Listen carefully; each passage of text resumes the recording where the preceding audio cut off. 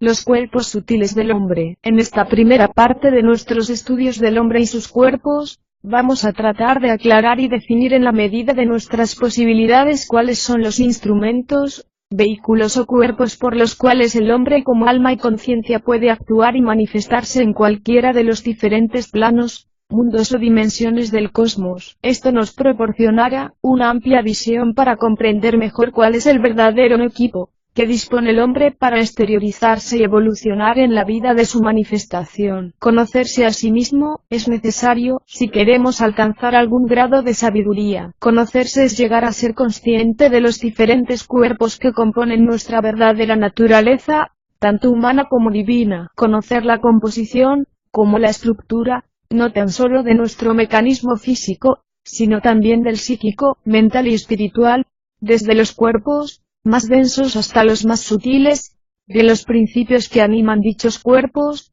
de las necesidades que nos hacen sentir y de los estados de conciencia que les corresponden. Todos nos hemos observado, un poco en algún momento, y tratamos de conocer cuáles son algunas de nuestras tendencias, buenas o malas, mentales o emocionales, y decimos, ya me conozco, pero todavía no nos conocemos, ni siquiera nos hemos aproximado a nuestro mundo interior. En realidad, hoy en día, no existe ninguna representación del ser humano completa que abarque íntegramente su gran complejidad, por ello no hay que extrañarse de que las religiones y los diferentes sistemas filosóficos no hayan tenido la misma concepción de su estructura y composición integral. En su libro La vida psíquica, elementos y estructuras, el señor Abraham Mikhail Ivanov expone muy acertadamente, los hindúes, por ejemplo, dividen al hombre en 7, y los teósofos también han adoptado esta división. Los astrólogos lo dividen en 12, en correspondencia con los 12 signos del zodiaco,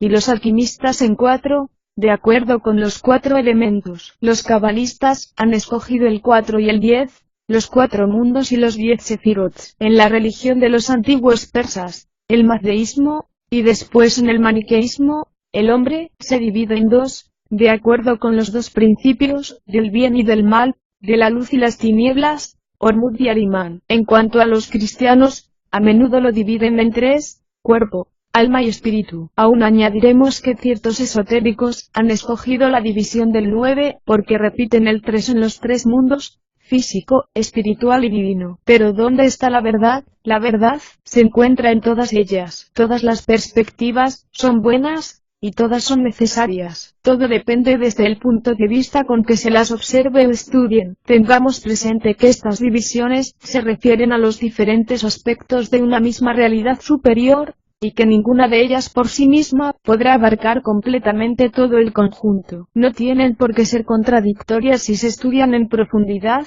aportando todas en conjunto una verdadera fuente de sabiduría. Cuando escuchamos estas afirmaciones, aparentemente tan extrañas, que el hombre posee o poseemos varios cuerpos, surge en la mente de cualquier persona normal una sonrisa de escepticismo natural. Pero debemos comprender que el ser humano no nace sino que desciende desde lo alto, y se introduce en un cuerpecito de bebé, y le da la vida. Antes de nacer, nuestro ser ya está en otros planos, en otras dimensiones, por lo tanto allí también necesita cuerpos sutiles, para moverse o manifestarse como en el mundo físico. Por lo tanto, cuando nacemos ya poseemos varios cuerpos o vehículos de energías diferentes, aunque la mayoría no sea consciente de ello. ¿Para qué sirven dichos cuerpos? Primeramente hay que aclarar que nuestro verdadero yo no es ninguno de estos cuerpos. No hay que confundir al traje que nos ponemos para vestirnos con el ser que se viste. Nuestro ser superior, que en los estudios esotéricos recibe el nombre de mónada,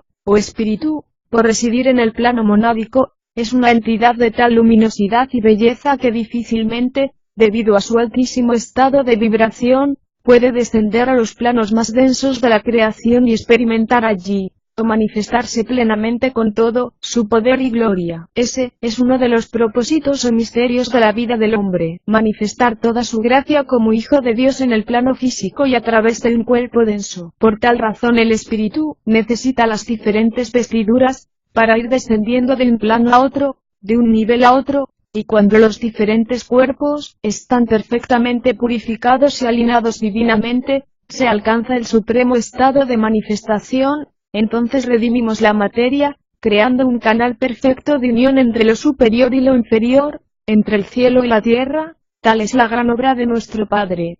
Y para ello hemos descendido a este mundo. Para conseguir este descenso ha sido necesario una ardua tarea de inclusión, en el cual el espíritu se va rodeando, plano tras plano de vestiduras más densas, hasta alcanzar el último vehículo de manifestación que llamamos cuerpo físico. Anteriormente se ha tenido que recubrir, necesariamente, de un cuerpo mental, y de un cuerpo astral. El conjunto de estos tres cuerpos, mental, astral y físico, que corresponden a los niveles de pensamiento, emoción y actuación respectivamente, es lo que esotéricamente se denomina personalidad. Así pues, el hombre piensa, porque tiene un cuerpo mental, siente porque tiene un cuerpo astral, y actúa porque tiene un cuerpo físico. Y mediante estos tres aspectos del ser, el hombre evoluciona a través de experimentar en dichos planos, correspondiéndole a cada uno diferentes estadios de conciencia y percepción. Estudiemos ahora cada cuerpo o vehículo inferior del hombre por separado,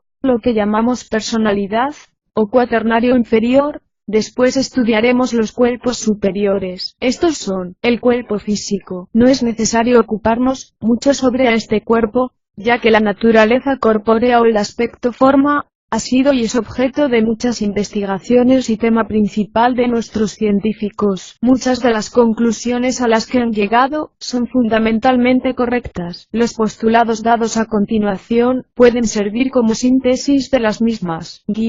Todos nosotros tenemos una forma y mediante esa forma, hacemos cosas en la vida. El cuerpo físico, tiene 5 sentidos, y mediante ellos el ser interno percibe la vida física. Todas las relaciones del hombre con el mundo, están ligadas a los 5 sentidos. Por esa razón, se afana en aprovechar al máximo sus posibilidades, y sobre todo multiplicar las sensaciones sensorias. Algunas son más o menos necesarias, más o menos intensas, pero a medida que el hombre va evolucionando espiritualmente, van apareciendo para su conciencia otros sentidos, sensibilizándose en otros aspectos más elevados, y más placenteros. Si bien es cierto e importante recordar que las percepciones basadas en los 5 sentidos, tienen un limitado campo de percepción, un tope natural, como lo tiene cualquier instrumento creado. El querer amplificarlos con métodos artificiales como las drogas o cualquier estimulante artificial, no hace más que embrutecer y enfermar al hombre.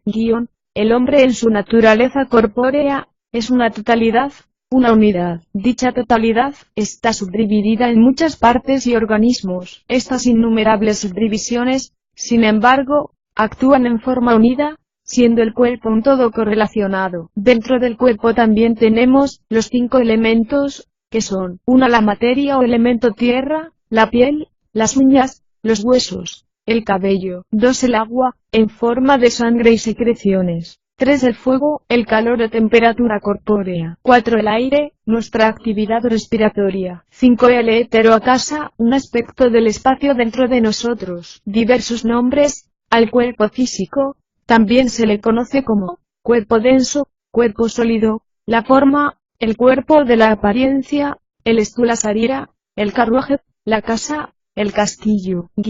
Cuando hablamos del cuerpo físico, tenemos también que hablar necesariamente de su doble etérico, o cuerpo etérico, puesto que ambos funcionan en el plano físico, están constituidos de materia física y tras la muerte, son abandonados por el hombre, y se desintegran conjuntamente en el mundo físico cuando aquel pasa al astral. Las dos pertenecen al plano físico por la materia de que están formadas, y no pueden pasar del mismo. La conciencia que obra dentro de ellas, se halla circunscrita a los límites físicos, y está sujeta a las leyes ordinarias del espacio y del tiempo. Aun cuando parcialmente separables, se separan rara vez durante la vida terrestre, no siendo tal separación, nada buena, sino señal de enfermedad o de constitución desequilibrada. El cuerpo etérico. En Oriente el cuerpo etérico, se le conoce con el nombre de linga sarira, sin embargo es conveniente utilizar nombres occidentales para poder definir mejor si cabe, los diferentes cuerpos sutiles del hombre. Los nombres más utilizados para este cuerpo, son, cuerpo etérico, cuerpo sutil, doble etéreo, cuerpo vital o de salud. El nombre de doble etéreo expresa exactamente la naturaleza y constitución de la parte más sutil del cuerpo físico. Como veremos a continuación, el cuerpo etérico está íntimamente relacionado con el cuerpo físico denso, siendo el cuerpo etérico su parte más sutil, pero dentro del plano físico. Es etéreo, porque se compone de materia etérea, y doble por ser el duplicado exacto del cuerpo grosero, su sombra energética, por decirlo así. La ciencia física moderna afirma que todo cambio corporal, ya sea en los músculos, en las células o en los nervios, está acompañado por una acción eléctrica, y esto es probablemente la verdad hasta en los cambios químicos que consecuentemente tiene lugar dentro de cualquier organismo. De esto se tiene amplio testimonio obtenido por cuidadosas observaciones con los galvanómetros más delicados. Donde quiera que ocurra la acción eléctrica, el éter tiene que estar presente, de modo que la presencia de la corriente implica la del éter, que compenetra a todo y a todo envuelve. Ninguna partícula de materia física se halla en contacto con otra, sino que cada una flota en una atmósfera de éter. Aquí encontramos que lo que los hombres científicos aseguran, como hipótesis necesaria, los iniciados y ocultistas afirmaban como una observación directa que puede probarse, pues el éter es de hecho tan visible como una silla o una mesa, solo que se necesita para percibirlo una vista diferente de la física. El cuerpo denso se construye en la matriz de este cuerpo vital durante la vida antenatal. Este doble etéreo es perfectamente visible a la vista ejercitada, siendo su color de un violáceo gris, grosero o delicado en su textura, según el cuerpo denso, sea grosero o fino, energéticamente hablando. Por medio del cuerpo etérico, circula la vitalidad a lo largo de los nervios del cuerpo. Estos nervios físicos densos tienen su contraparte etérica llamada conductos nadis, y por ellos circula lo que los orientales llaman prana, que vendría a ser como una energía positiva y activa, vitalizando por su acción toda su contraparte más densa, o sea el sistema nervioso del cuerpo humano. Por esta razón generalmente en nuestra literatura se menciona al cuerpo etérico como el vehículo de prana. También en el cuerpo etérico encontramos numerosos centros o chakras, que son como núcleos de fuerza, que una vez actualizados mediante métodos ocultistas, y desarrollados espiritualmente, nos dan las cualidades o poderes superiores para que en estas condiciones podamos obrar como verdaderos hijos de Dios, con todas sus potencias actualizadas. La contraparte física de estos centros o chakras son las glándulas físicas del sistema endocrino.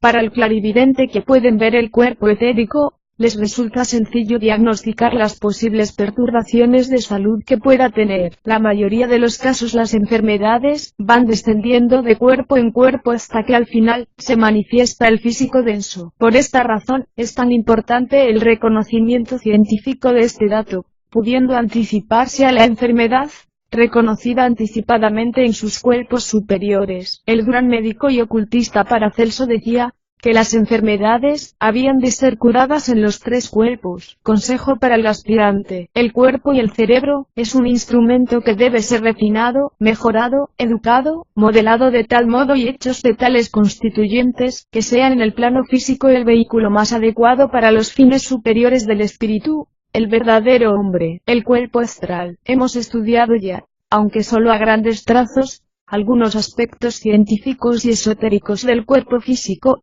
en su doble vertiente, visible, invisible, y comprendemos ya cómo el hombre, en su conciencia en estado de vigilia, viviendo en el mundo físico, solo puede demostrar aquella parte de sus conocimientos y poderes que le es posible expresar por medio de un cuerpo físico y sus limitaciones. Conforme sea la perfección o imperfección de su desarrollo, así será la perfección o imperfección de su expresión en el plano físico. Del mismo modo, cuando el hombre funciona sin su cuerpo físico en otra región del universo, por ejemplo en el plano astral, solo puede expresar en la parte de sus conocimientos y facultades desarrolladas, aquella parte de sí mismo que pueda responder a la sensibilidad superior. En una palabra, depende de la evolución adquirida del cuerpo astral, así será su rentabilidad para el morador interno, para el hombre espiritual.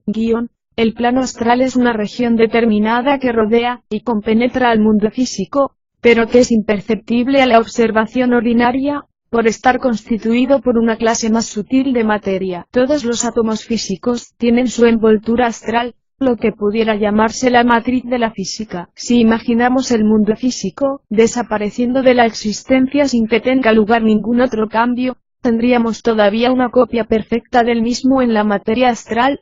Y si pensamos además que todos estamos dotados de facultades astrales activas, el hombre permanecería en un principio inconsciente de la diferencia entre la vida y lo que normalmente consideramos la muerte, porque pasaríamos de un cuerpo a otro más sutil sin pérdida de conciencia.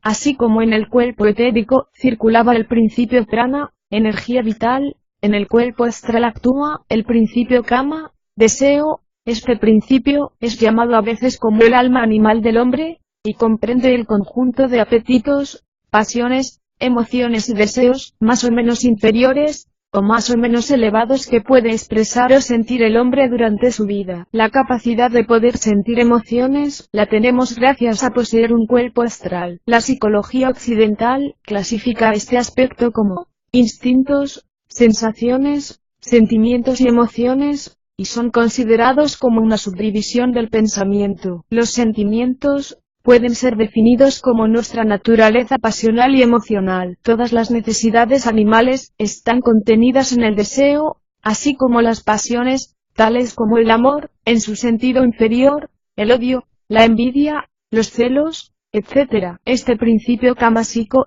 es el más poderoso de nuestras vidas, de nuestra naturaleza inferior. Es el que nos une vigorosamente a la vida terrestre y a sus apegos y apetitos, encarcelándonos en el espejismo. Todos reconocemos que el hombre siente, y que para la mayoría el sentimiento o las emociones forman parte de nuestra vida diaria. Unos sentirán más, y otros con menor intensidad, pero sin duda para todos, las emociones juegan un papel decisivo en cualquiera de nuestras actividades y relaciones cotidianas. Por lo tanto sería útil, para el estudio integral del hombre, el conocer con profundidad todo lo relativo al origen, funcionamiento y propósito de la naturaleza emocional. El hombre siente, luego las emociones existen, pero ¿dónde se manifiestan? Todos estamos acostumbrados a tener una gran cantidad de emociones diferentes, no solo en cantidad sino también en calidad. Por ejemplo, la ira, la gula, el impulso sexual, la envidia,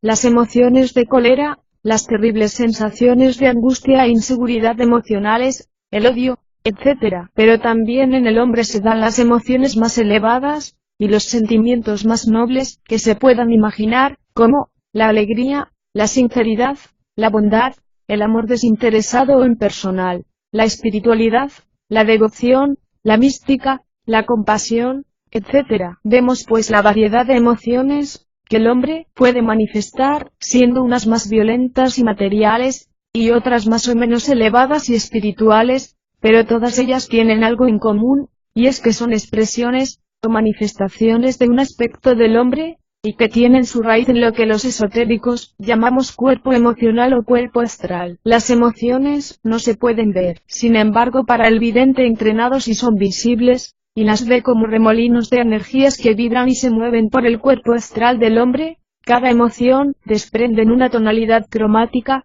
unos colores más suaves y otros más turbios, dependiendo del tipo y la calidad de las emociones que está expresando en ese momento. Luego las emociones son una realidad indiscutible, y como manifestaciones que son necesitan necesariamente un lugar o espacio donde manifestarse. Ese espacio es el cuerpo astral del hombre. Durante la vida del hombre, su cuerpo astral no tiene la misma forma que sus cuerpos denso y vital. Después de la muerte, es cuando asume esa forma, la que mantuvo en vida, mientras que durante la vida, tiene la apariencia de un ovoide luminoso que en las horas de vigilia, rodea completamente el cuerpo físico, como la clara del huevo envuelve a la yema, se extiende de medio a metro y medio más allá del cuerpo denso. En este cuerpo astral existe cierto número de centros sensoriales, pero en la gran mayoría de los hombres solo están latentes y no desarrollados, y el desarrollo de estos centros astrales, le proporcionaría una visión más amplia, del mundo que le rodea, tanto en los planos físicos como astrales o invisibles. El cuerpo astral está formado de los 7 estados de la materia astral, y puede contener o estar construido de materiales más groseros o más sutiles sacados de cada uno de aquellos estados o subplanos. Cuanto más evolucionado se está, mayor es el grado de perfección de dicho cuerpo. El cuerpo astral de un iniciado es un instrumento preciso de servicio y manifestación superior. Por esa razón, en algunas escuelas esotéricas se menciona el hecho de la necesidad de crear el cuerpo astral. Aunque el cuerpo astral del hombre está creado, no necesariamente está desarrollado, de ahí la importancia de su integración mediante el desarrollo evolutivo. ¿Es fácil describir a un hombre en un cuerpo astral bien formado? Podemos imaginarlo, abandonando el cuerpo físico y apareciendo en uno más sutil, una copia luminosa de aquel visible en su propia semejanza para el clarividente, bien que invisible a la vista ordinaria. He dicho un cuerpo astral bien formado, porque una persona no desarrollada presenta en su cuerpo astral una apariencia incipiente. Sus contornos son indefinidos, sus materiales constitutivos son toscos y mal coordinados, y si se le saca del cuerpo físico, sería solamente una mera nube flotante e informe, que desde luego se comprende que es impropia para orar como vehículo independiente.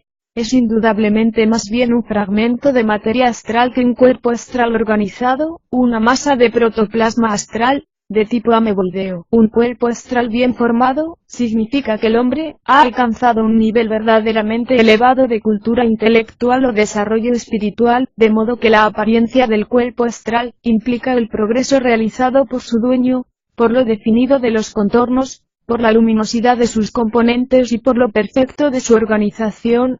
Puede juzgarse del estado de evolución alcanzado por el alma que lo usa. El cuerpo astral es particularmente sensible a las impresiones del pensamiento. Esto es cierto, pues la materia astral responde más rápidamente que la física a todos los impulsos del mundo mental. Conociendo este dato, podemos deducir que una correcta forma de pensar puede desarrollar un cuerpo astral lo suficientemente limpio como para que en él puede actuar el ego o la conciencia más plenamente. El viaje astral, la capacidad de salir y actuar conscientemente fuera del cuerpo físico con el vehículo astral, debe ser consecuencia del desarrollo espiritual que el hombre va alcanzando paulatinamente, a medida que va evolucionando, y no como resultado violento de un interés egoísta. Todos podemos actuar conscientemente en el mundo astral, independientemente del grado evolutivo alcanzado, pero si verdaderamente tenemos un interés por evolucionar y servir a la humanidad, es necesario purificar al máximo,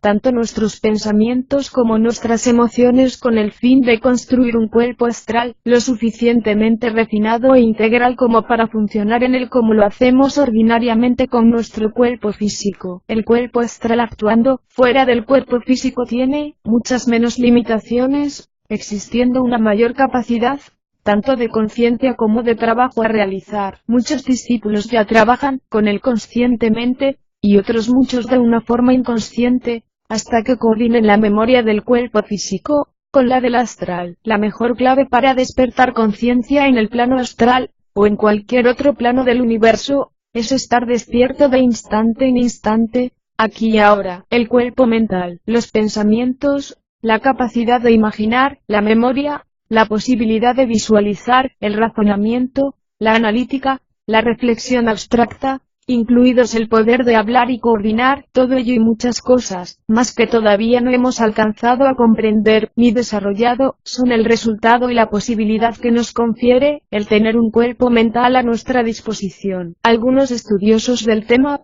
confunden muy a menudo algunos aspectos sutiles e internos sobre este maravilloso instrumento que llamamos la mente, como pueden ser, la diferencia existente entre el cerebro y la mente, o entre la mente y el pensador, o entre el pensador y el pensamiento, por lo que en la medida en que podamos, vamos a tratar de arrojar un poco de luz sobre cada uno de esos aspectos por separado. El cerebro es el vehículo físico de la mente, él es el recipiente o tabernáculo donde las impresiones procedentes de la mente pueden posarse e interpretarse físicamente. El cerebro es el cáliz, y la mente es el vino. El cáliz contiene el vino para que éste pueda ser bebido, pero el vino no es el cáliz, sino un elemento más sutil que la copa. El cerebro es el espacio físico, donde la mente, que no es física, puede trabajar. Por lo tanto es obvio que cuanto mejor esté el cerebro, físicamente hablando, mejor será la comunicación entre ambos, y más allá del cerebro la mente sigue actuando, aún más plenamente. El pensamiento nace de la mente,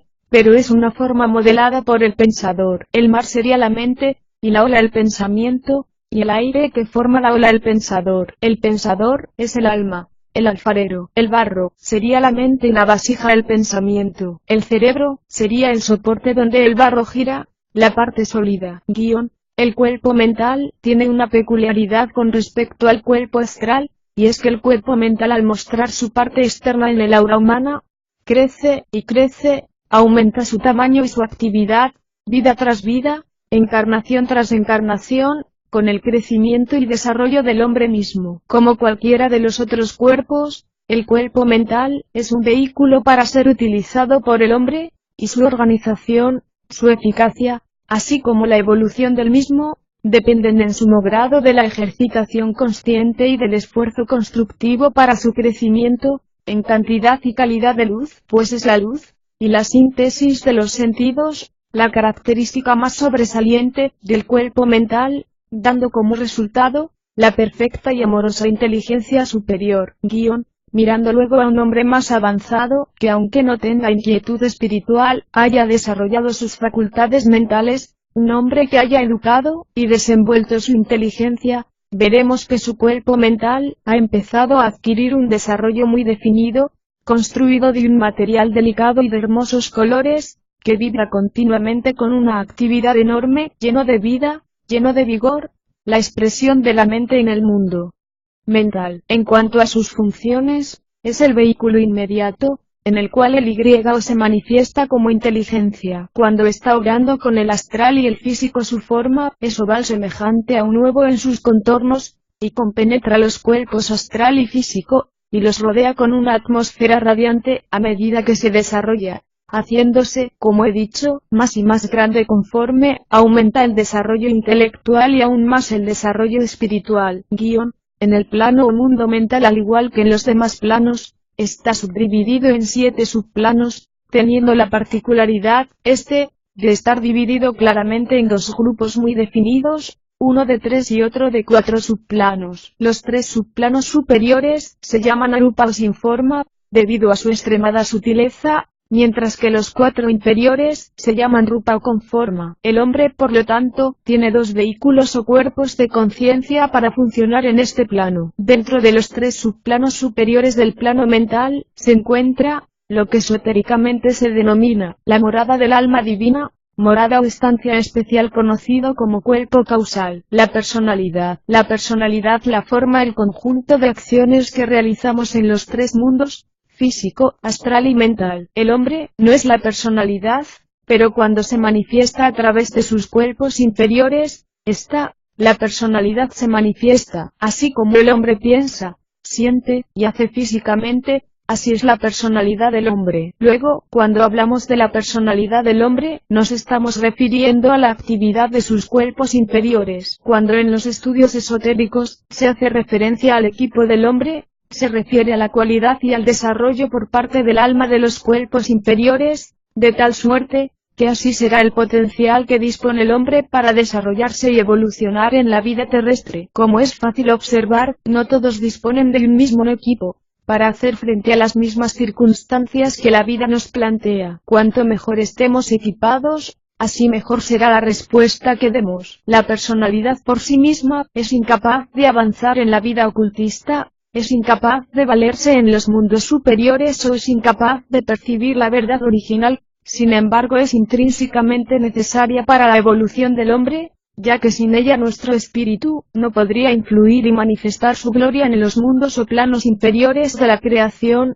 objeto indispensable del plan divino. Nuestra personalidad está influenciada y limitada por muchas fuerzas y aspectos, tanto internos como externos, desde la herencia genética, los sucesos o experiencias infantiles, pasando por el nivel evolutivo del alma, las influencias astrológicas de la carta natal, hasta el tipo de rayo o cualidad energética que influye a cada cuerpo. El tema de los rayos será tratado en un capítulo posterior, y muchas más influencias. El tema es difícil, la personalidad tiene muchos pormenores, Pero lo importante es comprender que es nuestro potencial disponible en esta encarnación que debemos educar y sutilizar a tal grado que pueda expresar lo mejor posible el aspecto alma de nuestra vida, el cuerpo espiritual. Aún existen más cuerpos de manifestación superiores, más elevados y refinados, pero también es cierto que a medida que ascendemos en grado más difícil, resulta explicar, aún nombrar alguna cualidad sobre ello, ya que solo es posible vivenciarlo para el investigador iniciado. En cada uno de los 7 planos, el hombre posee a su vez un cuerpo de manifestación. El misterio cristiano de la Santísima Trinidad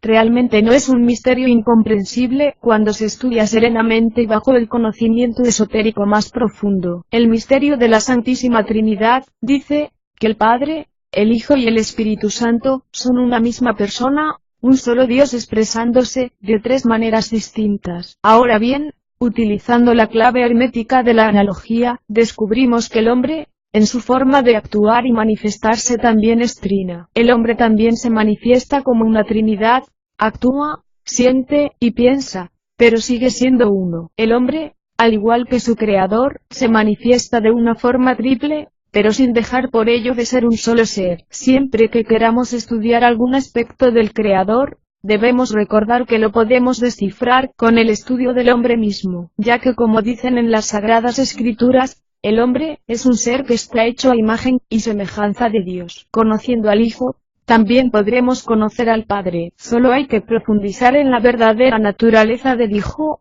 en la verdadera esencia de nosotros mismos, para alcanzar la verdad más elevada, tanto del universo, como del Hacedor. El aura humana. El aura humana es el hombre mismo, manifiesto a la vez en todos los planos de conciencia, en los cuales puede obrar con arreglo a su desarrollo.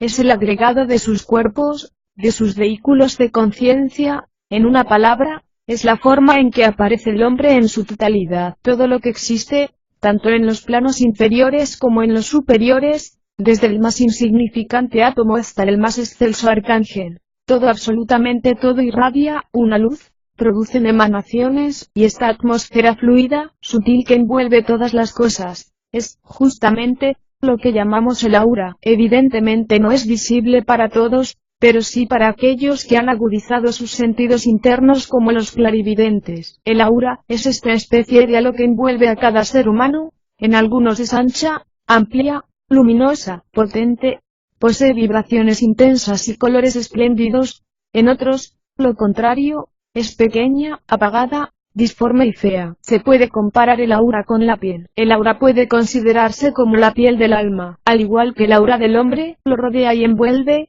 así también el aura del planeta, que es también un gran ser, rodea y envuelve a todas sus criaturas que en él habitan. Podría decirse que es la atmósfera energética del mundo. Como dice el señor Omram Mikhail Ivanov, a través de nuestra aura se produce un intercambio ininterrumpido entre nosotros y las fuerzas de la naturaleza y del cosmos. Todas las influencias cósmicas, planetarias y zodiacales, que se difunden constantemente por el espacio, llegan hasta nosotros, y a través de la calidad de nuestra aura, de su sensibilidad, de su grado de pureza y de los colores que posee, recibimos el impacto de esas fuerzas, o por el contrario no las recibimos. El aura hace la función de antena. Es un aparato receptor de mensajes, ondas, fuerzas que proceden del universo. El aura es mucho más, es algo más complejo, es una combinación de todas nuestras materias sutiles, y cada una de ellas, debido a sus emanaciones particulares,